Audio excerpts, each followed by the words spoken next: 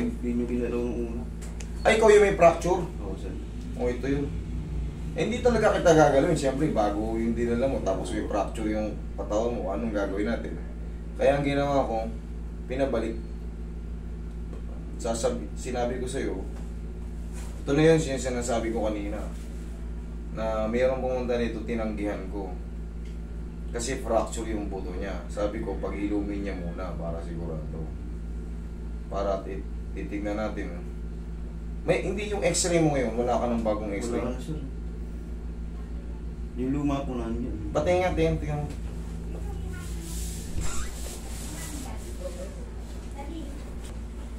Ito yung x-ray niya.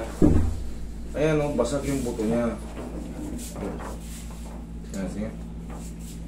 Nawala yung t-shirt ko na to. Yung lakos na to. Ito yung unang video namin. September last year. Yes, sir. Fracture. Laki ng biyak ko. Ayan o. Kitang-kita. Ngayon, sabi ko nga sa'yo, swerte ka na. 85% makabalik yung tuhod mo. Kasi, ma-overstretch yung mga ligament mo, biyak eh. Tapos, yung mga tendon mo dyan, palagi lang stress yun.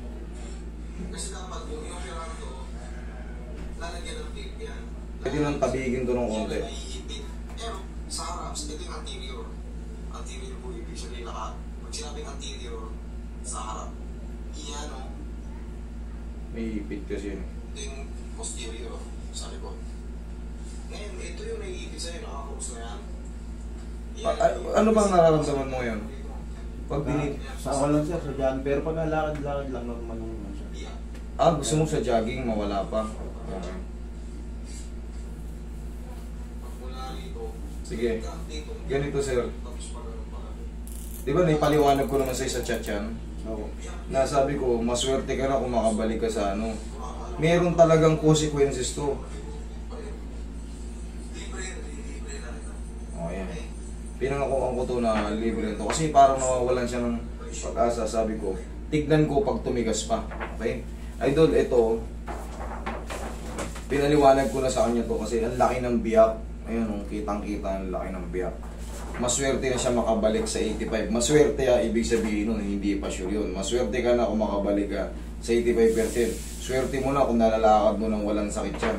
Yun yung isa sa pinaka magandang mangyayari sa'yo. Pero yung aasahan mong tumalon ka pa dito, ano kasi ito, hindi niya kasi hindi niya pina-opera. Ididikit kasi yung pag in-opera eh. Yun ang kagandahan pagka makakabalik ka talaga ng 95 pataas. Pagka ganito kasi yan ang kita-kita, laki ng siwang. Ngayon tutuko dyan. Tapos susubukan natin ngayon yung dito, full healed na yan. Wala siyang bagong x-ray eh. 2013 pa to, 23. Wala siyang bagong x-ray. Ito ngayon ang aanin ko. So, hindi ko to pipitikin sa baba. Dito ako magpo-focus sa taas. Aalugin ko yung taas. Ako sa taas tayo magpo-focus. Okay, idol? Sige. Higa ka dyan. Tingnan natin kung ano may tutulong ko sa'yo. Ha? Kasi si sir talaga, gusto niya talaga makabalik sa yung normal na nangyayari sa kanya. Pero yun nga, pinaliwanag ko na rin sa kanya noon pa. Malabo na mangyari yung 100% makabalik ka. Buenas ka na sa 85%. Kasi biyak yung tuhod mo. Tapos wala kang operang ginawa. Aasahan mo na mag-heal. Mag-heal man yun, biyak talaga. Biyak. Didikit man yun, pero may siwang. May siwang siya. Ano ulit nangyari sa idol? Na-accident po. Nakasay, sa motor. Nakasagasa po na. Yan, yung pivot niya na yan. Yan mga. Dito tayo sa taas, titignan natin kung magbabago pa.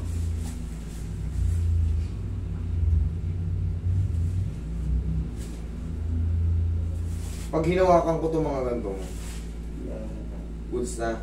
Okay. Sigurado ka. Yan. Pag lang ginaganon sa ako. Dito sa mga ganito. Pag ginanito ko.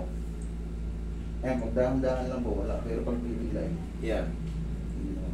Pag bibiglayin. Bibiglang ano. Okay. Pag ginanito ko, dini-straight ko pag ganito. Ayan, wala naman kung nararamdaman. Yan. Pag ganito, Ayan. sure. Pag ganito, Lagi. pag ganyan, Lagi. Yan, pag sumagat na. pag sumagat, okay. Naitutupi naman pala. Maswerte ka na, idol. Maswerte ka na ganito. Nakabalik siya sa mga ganyan, kahit ang laki ng biyak. Naghilom na yun, pero may ribaba yun. Yun ang ano nun. Yung plexus nun, kaya pag sinasagad, parang nasugatan ka lang din nun, nasugatan ka ng malaki. Nagigilat na siya. Oo, may kikiloids yun. Yun ang ano nun. Kaya sa chat ko sa'yo, pinapaliwanag ko sa'yo na ano. Pero susubukan pa rin natin kung ano magiging mas maganda. Hindi ka naman mapapahamak dito. Relax ka lang. Lambutan mo lang. Subukan natin alugin. Dito tayo sa taas papalo. Huwag mo lambutan. Ay, huwag mo tigasan. Yan. Hindi mababali yan. Alug-alug lang yan.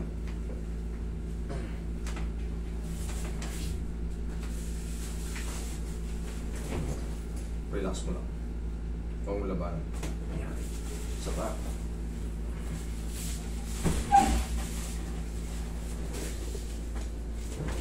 Kung nasasaktan ka sa banda-banda rito, palagi mo lang tandaan mo bumili kayo ng pause sa may mga problem sa tuhod.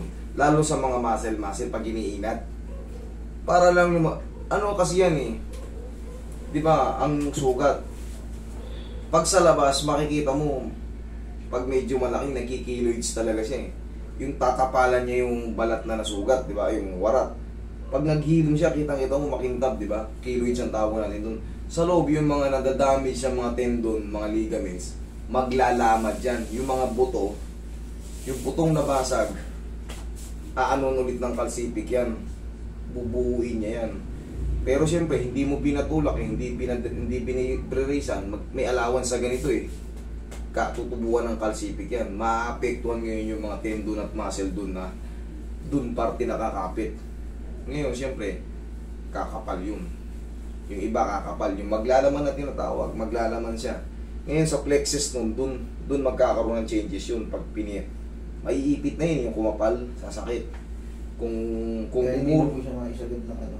Oo, kaya nga buenas ka na, natutupito, nakakalakad ka.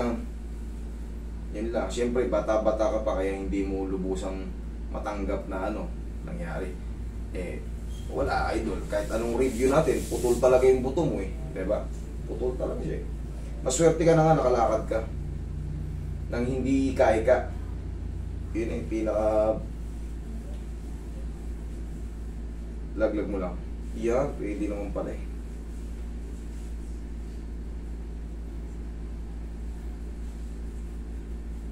Tinry ko po kasi mag-jogging dahil bala ko sana mag-apply sa BFP.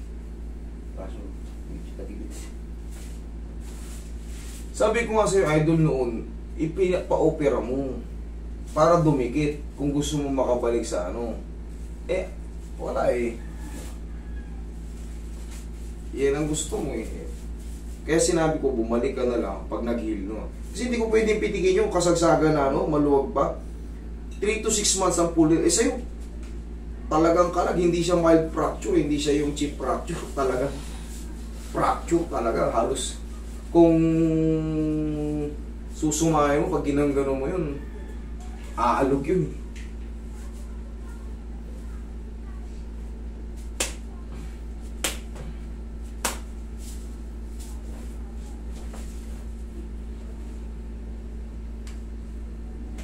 Yan.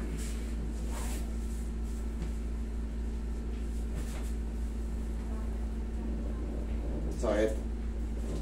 Yan. Hindi. Huwag ganda. Wala na yung sagad kanina. Ayun, wala na. O yan. Idol, yan yung natutulong ko. Okay? Pasensya ka na. Yan lang talaga ang kaya rin ng ano.